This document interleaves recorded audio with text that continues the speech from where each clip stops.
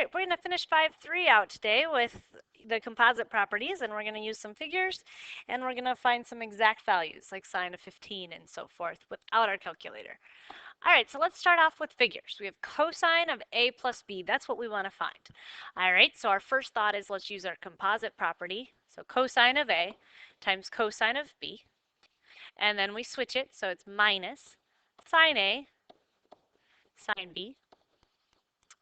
All right, and then we figure out from our picture, using our right triangle trig, SOHCAHTOA, what is cosine of a? So cosine, you look at your red triangle, is the adjacent side. We don't have that, but we have the opposite side and the hypotenuse, so we know, let's just call that x. We can easily find that by doing x squared plus 24 squared equals 25 squared. And if we go ahead and solve for x, basically we just subtract the 24 squared over.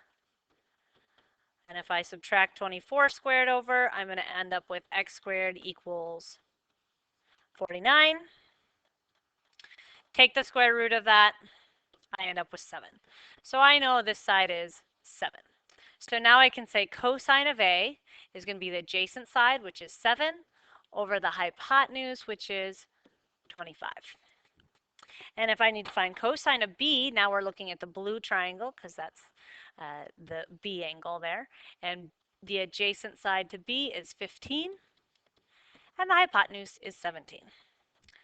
All right, now we need to find sine of a. We're back to that red triangle, so sine is opposite, which is 24, over hypotenuse, which is 25. And then we have to find sine of b. And sine of b, again, we have to find the opposite of b, so we have to go back and do our Pythagorean theorem. So I know that I have 15 squared plus y squared equals 17 squared.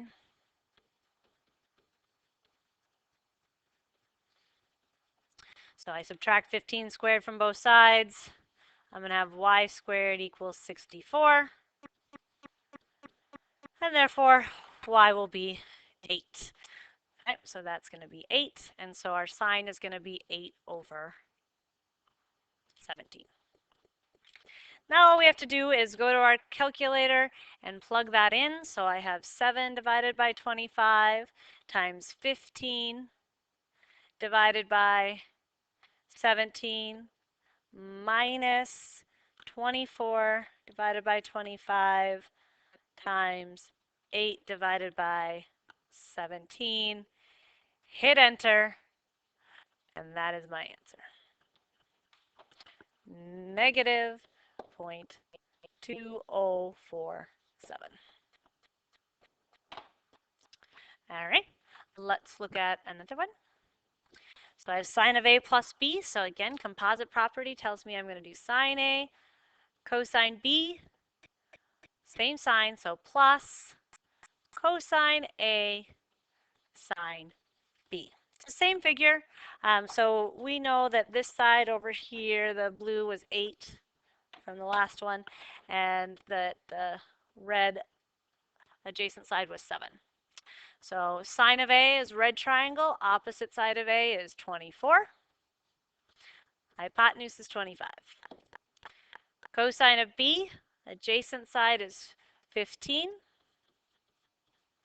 Hypotenuse is 17. Cosine of a, so back to the red triangle, cosine's adjacent, so 7 over 25. And sine b, back to the blue, opposite, 8 over 17. Well, let's run to our calculator and plug those numbers in. So 24 divided by 25 times 15 divided by 17. Same sign, so it's going to be plus 7 divided by 25 times 8 divided by 17. Hit enter, and our answer for this composite is 0.9788. All right, now let's try a different type of problem. Let's find cosine of 15. So what we're going to do this is we are going to use our composite arguments again, and we're going to use our trig exact values. Yes, they are back. So hopefully you remember them, and if you don't, just take some time, go back, make sure you got those triangles memorized. So our first thing we're going to look at is 30, 45, 60, and also 90. And any multiple thereof. So you want to try to write 15 using those numbers. And I can write 15 saying 45 minus 30. I could also go 60 minus 45, whichever. There's multiple ways to do it. So I'm going to do cosine of 45 minus 30. And that means I am going to plug cosine of 45, cosine of 30. Sign switches, so it now becomes plus. Sine of 45, sine of 30. Now you're right, we could just type cosine of 15 in our calculator and we'd get some decimal.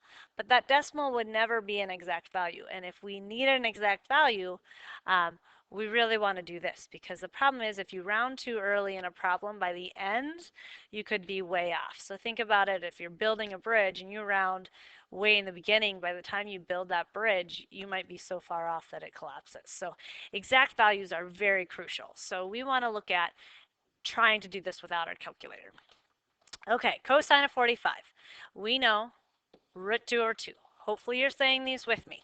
Cosine of 30, root 3 over 2. Sine of 45, root 2 over 2. And sine of 30 is 1/2. And so if I put these together, multiply them, so you have root 2 times root 3 is root 6 over 4 plus root 2 over 4. Since they have the same denominator, we can go ahead and just write it as root 6 plus root 2 all over 4. And you can see that is exactly what they wanted me to show. Okay, let's do one more.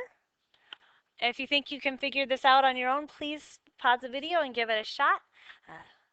If not, keep following with me. So first of all, you got to think, how can I use either 30, 45, 60, 90, or some multiple of those to get 105?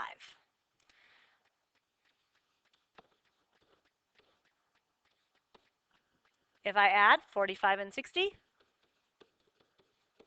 I get 105. So I'm going to use the sign composite property and say this is the same thing as sine of 45, cosine of 60, same sign, plus cosine of 45, sine of 60. Now we're back to those exact values. Say them with me. Sine of 45 is root 2 over 2. Cosine of 60 is 1/2. Cosine of 45 is root 2 over 2. And sine of 60 is root 3 over 2.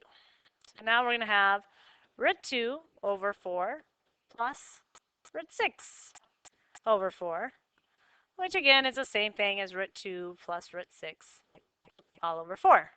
Now let's go see if that's right. Let's check our answers. So the initial problem wanted sine of 105 degrees, and that decimal is about 0.96.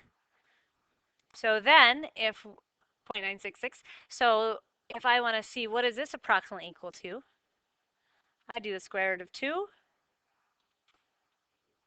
plus the square root of 6. I hit enter, and then I'm going to divide by 4, cross my fingers, got the exact same decimal. That is my exact value for sine of 105. All right, hopefully that's enough to get you to work with me on your own, and we will see you tomorrow. Have a nice day.